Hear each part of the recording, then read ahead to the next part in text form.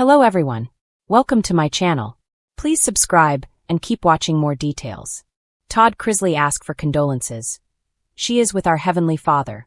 Tragic Chrisley knows best news as Todd Chrisley asks for condolences while confirming the death of someone very dear to his heart. She is with our Heavenly Father, he penned in a beautiful tribute. Filled with sadness, the reality TV father shared a video of his mother Nanny Faye and her sister Frances. Filled with sadness, Todd Chrisley asks for condolences. Todd Chrisley took to Instagram to share tragic news with Chrisley Knows Best fans. Someone very near and dear to the family had passed away. In Todd's saddening Instagram post, he reveals his Aunt Frances was dead. The family previously sought prayers for Frances. As we reported back in November of 2020, Todd's brother Randy took to Facebook to reveal Frances was in need of prayers. He said she was having surgery, but he did not reveal any other details about the surgery at the time. A few days prior, however, he also broke the news that Aunt Frances was battling cancer. Randy penned, "Could everyone please say a prayer for my Aunt Frances? She has cancer and is going to start treatments very soon. She is loved by so many and especially by my mom. They always love to be with each other. Please keep her in your prayers as she fights this horrible disease." Chrisley Knows Best fans mourn her passing. Todd Chrisley's Instagram followers were quick to send up lots of prayers in the comments of his sad news. Fans admitted they had heavy hearts for Nanny Faye, who they feared would have the most difficult time coping with the passing of Frances. The morning sun filtered through the blinds of Todd Chrisley's Nashville home, casting quiet stripes of gold across the polished hardwood floors. It should have been a day like any other, filled with fast-talking quips, perfectly starched shirts, and the familiar rhythm of the Chrisley chaos. Instead, the house felt unnaturally still. Even the walls seemed to hold their breath. Todd stood at the kitchen island, a mug of cold coffee forgotten between his hands.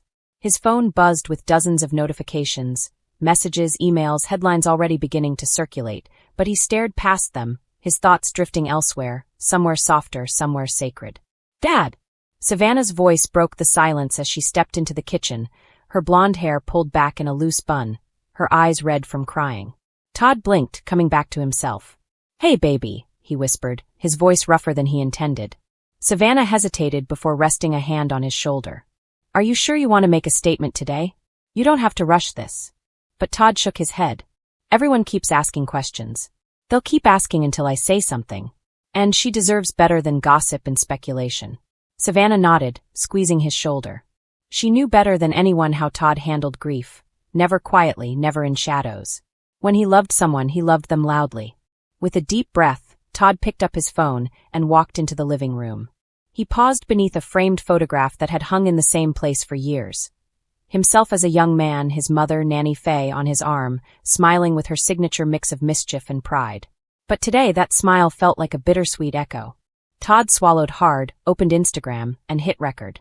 The screen captured him in soft morning light, wearing a navy sweater, his expression gentler than fans were used to seeing. When he spoke, his voice trembled, not with weakness but with the weight of love. "Hey y'all, I want to thank everyone who's reached out," he began, pausing as he steadied himself.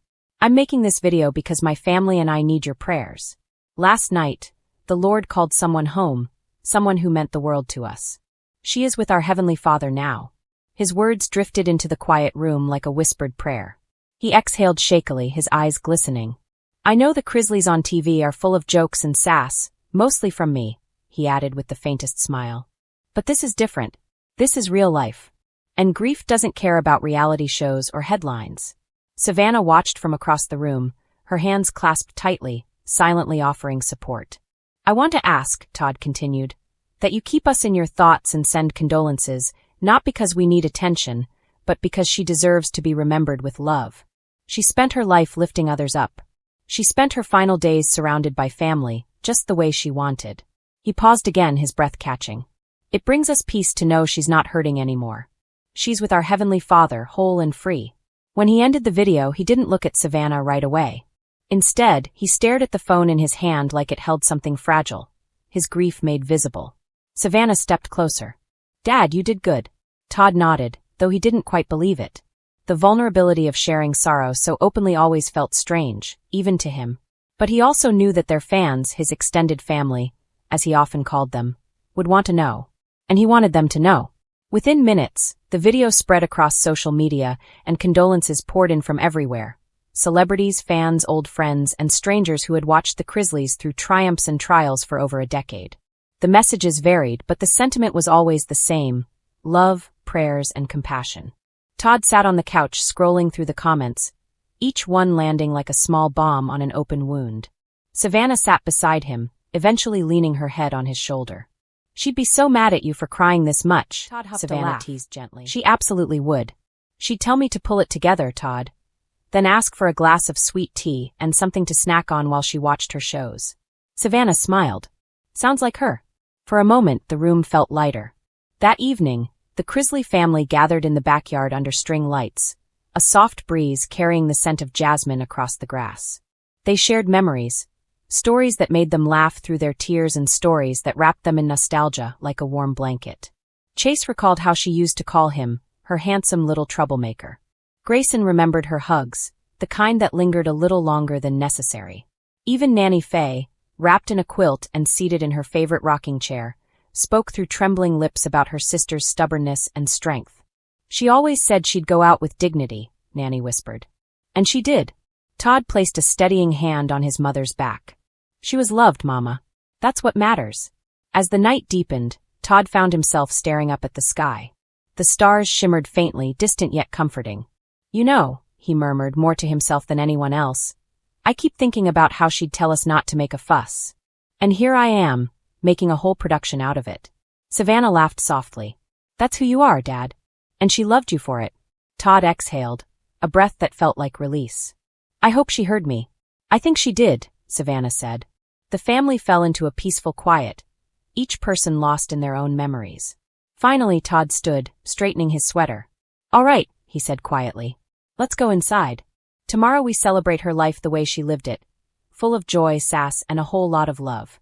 As they walked back into the house, Todd paused at the doorway and glanced back once more at the starry sky. "She's with our Heavenly Father," he whispered. "And I'll see her again." For the first time that day, the ache in his chest softened, not because the grief faded, but because love, the kind that transcends loss, always finds a way to shine through. And tonight, it shone brighter than ever.